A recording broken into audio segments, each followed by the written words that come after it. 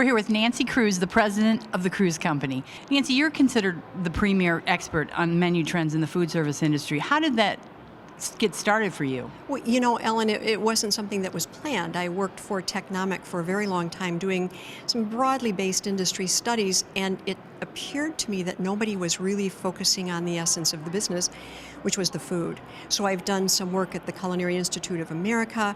I've worked abroad a great deal. I like to tell people my business is basically two things: eating and talking, and sometimes getting paid a little bit for it as well. And you work a lot with the chefs. You work with some independent chefs, and you work with a lot of corporations, and also a lot of corporate chefs. Right. What has that journey been like for you in terms of the knowledge that you get every time you spend time with them? Oh, it's beyond exciting because, as you know, in the last decade or so, the whole country has really gone through a kind of culinary revolution. And the great part of this, it seems to me, has been the extent to which this culinary sensibility has impacted the mass market. It's not simply an elitist movement, but as you know, virtually all of the major chains who are speaking to the mass of the American market now have culinarians who are in charge of menu development. It's meant better food, it's meant more interesting food, it's sometimes meant a little bit more challenging foods, and in all cases it's really tremendously more exciting than it was even a decade ago. And with all the innovation that's been throughout the restaurant industry in the last 3 years, how do you keep up with all the new menu introductions? Well, I don't know if I want to give away my trade secrets, but the honest truth is, from my perspective, it's very sort of old-fashioned and low-tech. I read menus, I read newspapers, I read magazines from major cities and even smaller cities.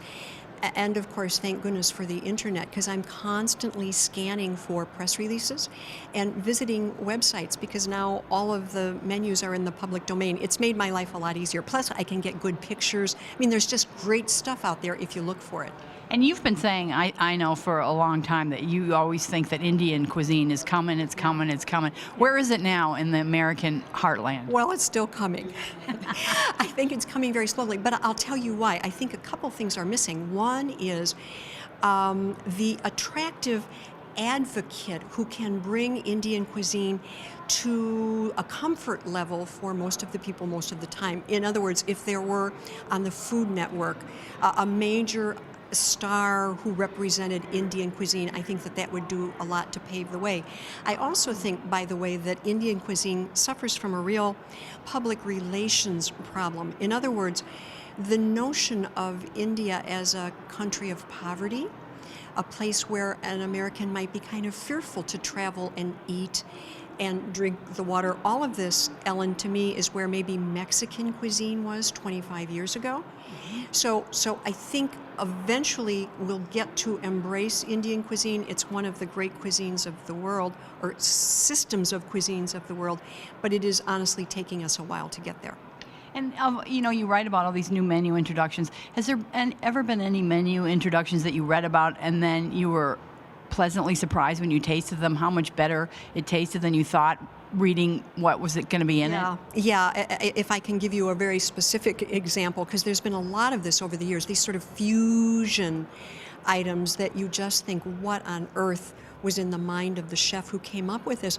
But, you know, Applebee's in the summer introduced a taco product that's a combination on the appetizer menu of Asian and taco, and it's a terrific, tasty item that doesn't go too far from the customer's comfort zone, but manages to use some authentic flavors. It presents well on the plate.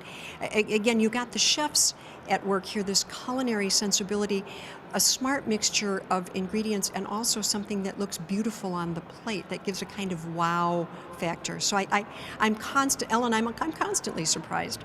And you're here at this IFMA President's Conference, and have you noticed a closer working synergy between the restaurant operators and the supplier community in the last 5 years? Yeah, I absolutely have, for sure. And in fact, in many ways, from the point of view of branded manufacturers, I think this whole culinary revolution has really opened some doors because chefs tend to think in terms of consistent product excellence, which I think has really been a boon for a lot of branded manufacturers who might otherwise, I don't want to say have struggled, but might not have enjoyed as much of a leg up. I also think that lots of manufacturers have been very smart about hiring their own culinarians. So now you have a kind of chef-to-chef interface that I think lends real credibility in terms of the interface between the operator and the manufacturer.